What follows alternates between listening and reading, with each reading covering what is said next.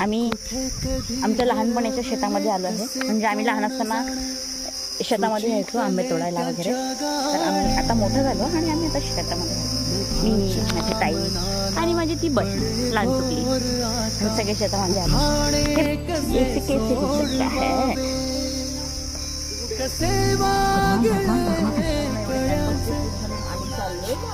हे बघा, हा